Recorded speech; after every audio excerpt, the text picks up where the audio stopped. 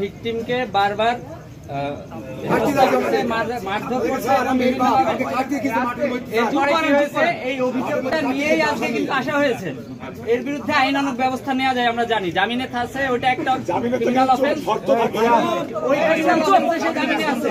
জামিনে থাকার পর ভিকটিমকে সে কিন্তু এখন বিভিন্ন ভাবে মারধর থেকে শুরু করে হুমকি দামকি ভিডিও নিয়ে এখনো ওইটা নিয়েই আজকে আসা মূলত।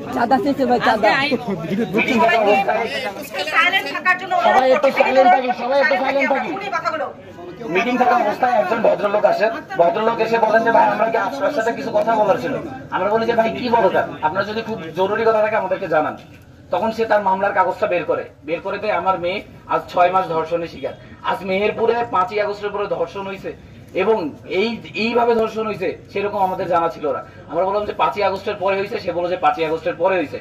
আমি বললাম যে আপনার মামলা কি থানায় করছেন? সে জানায় যে হ্যাঁ সে মামলা করছে এবং মামলার আসামি জামিনে বাইরে আছে। আমি বললাম মামলার আসামি জামিনে বাইরে আছে, আপনি আমাকে পুরো ঘটনা বলেন। তখন সে জানায় এটা আনুমানিক হচ্ছে 6 মাস আগের কথা। 6 মাস আগে তার মেয়ে, সে হচ্ছে মানসিক প্রতিবন্ধী এবং তাকে চকলেটের প্রলোভন দেখিয়ে 9 বছরের একটা শিশু বাচ্চা তাকে নিয়ে যে একজন ধর্ষণ করে, বায়েজিদ নাম, এবং তার বন্ধু উপর থেকে ভিডিও করে, সেটাকে ভিডিও ধারণ করে সেই ভিডিওটা তার পরিবারকে পাঠায় 1 লক্ষ টাকা চাঁদাবাজি করে।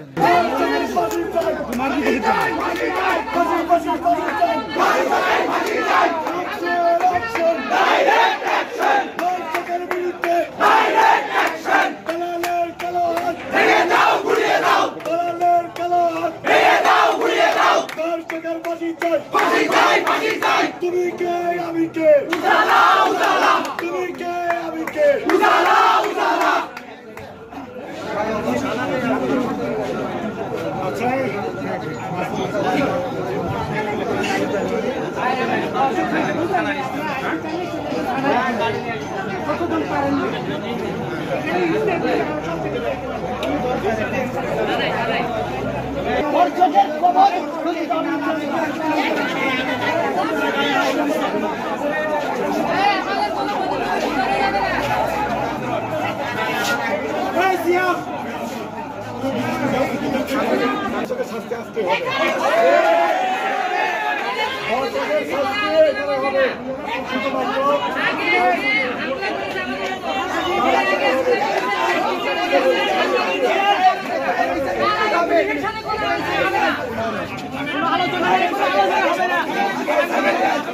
আপনারা একটু থামেন, স্যার একটু কথা বলবে। আপনারা একটু থামেন, একটু শুনেন স্যার কি বলে শোনেন।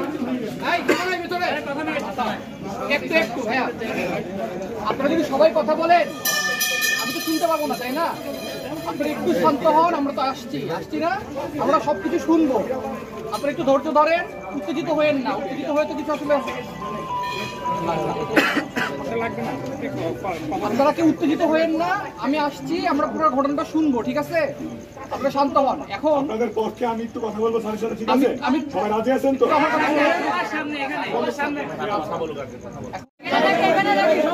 তোমরা থামো,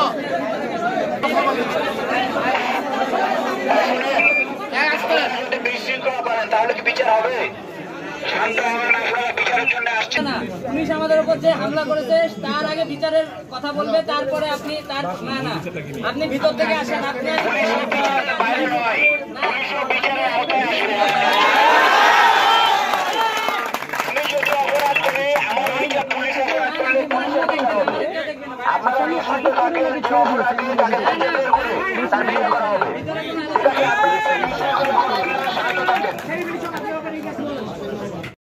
দর্শককে ধরি না আনা পর্যন্ত আমরা এখানেই থাকবো।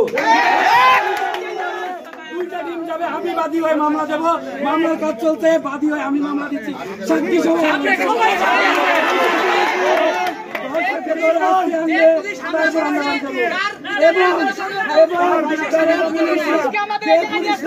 আমার ভাইদের উপর হামলা করছে তাদের সাসপেন্ড হবে।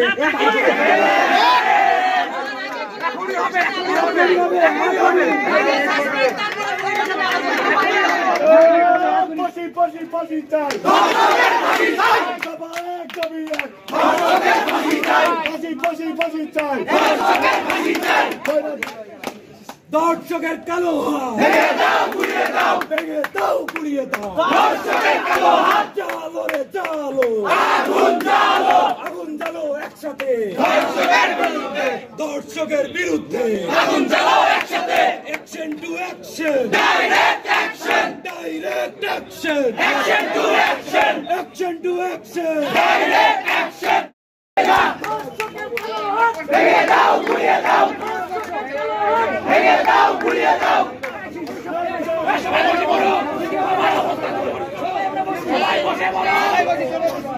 তুমি কে আমি কে, তুমি কে আমি কে,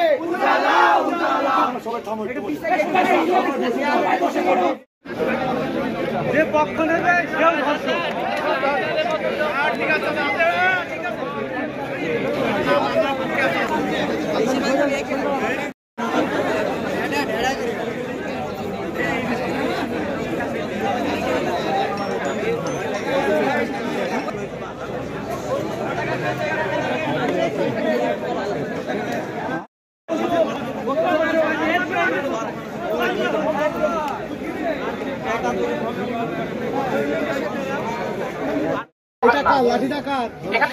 ভাইয়া প্লিজ একটু থামেন। আচ্ছা সবাই একটু শুনেন, আমার মনে হয় এটা সবার জন্যই ভালো হবে। আচ্ছা এখানে আপনারা সবাই এসছেন, কারো তো আসলে ভিন্ন কোনো দাবি নাই, তাই না? সবারই একটাই দাবি, বা যে ঘটনাটা ঘটেছে আপনারা সবাই জানেন। আমরা এখানে চলে এসেছি, আমাদের উপর একটু ভরসা রাখেন। আমরা যেহেতু আসছি, আমরা সিচুয়েশনটা অবশ্যই দেখব। যে ভিডিওটা আসছে, অলরেডি ভিডিওটা হচ্ছে আমাদের এখানে এসপি যে দুজন আছেন তাদের কাছে এসছে, এটা আমিও দেখি নাই এখনো পর্যন্ত, এটা দেখবো। পুরো ঘটনাটা আমি শুনেছি, বাট এখনো পর্যন্ত ঘটনার বিস্তারিতটা আমি জানি। তারা ভিকটিমকে বারবার মারধর করছে, এই অভিযোগটা নিয়েই আজকে কিন্তু আসা হয়েছে। এর বিরুদ্ধে আইনানুগ ব্যবস্থা নেওয়া যায় আমরা জানি। জামিনে থাকছে, ওইটা একটা ক্রিমিনাল অফেন্স, ওই ক্রিমিনাল অফেন্সে জামিনে আছে। জামিনে থাকার পর ভিকটিমকে সে কিন্তু এখন বিভিন্ন ভাবে মারধর থেকে শুরু করে হুমকি দামকি ভিডিও নিয়ে এখনো ওইটা নিয়েই আজকে আসা মূলত। সবাই একটু সাইলেন্ট থাকি, সবাই একটু সাইলেন্ট থাকি।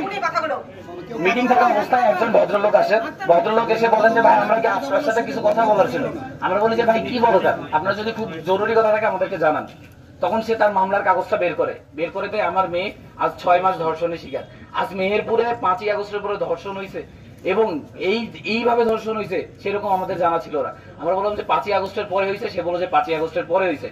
আমি বললাম যে আপনার মামলা কি থানায় করছেন? সে জানায় যে হ্যাঁ সে মামলা করছে, এবং মামলার আসামি জামিনে বাইরে আছে। আমি বললাম মামলার আসামি জামিনে বাইরে আছে, আপনি আমাকে পুরো ঘটনা বলেন। তখন সে জানায় এটা আনুমানিক হচ্ছে 6 মাস আগের কথা। 6 মাস আগে তার মেয়ে, সে হচ্ছে মানসিক প্রতিবন্ধী, এবং তাকে চকলেটের প্রলোভন দেখিয়ে 9 বছরের একটা শিশু বাচ্চা তাকে নিয়ে যে একজন ধর্ষণ করে, বায়েজিদ নাম, এবং তার বন্ধু উপর থেকে ভিডিও করে, সেটাকে ভিডিও ধারণ করে সেই ভিডিওটা তার পরিবারকে পাঠায় 1 লক্ষ টাকা চাঁদা দাবি করে, এবং তার পরিবার আশ্রয়ণ প্রকল্পে থাকে। তার পরিবারে এই দেওয়ার সামর্থ্য নেই। তার পরিবার অনেক কষ্ট করে 50,000 টাকা দেয়, আর বাকি 50,000 দিতে পারে না।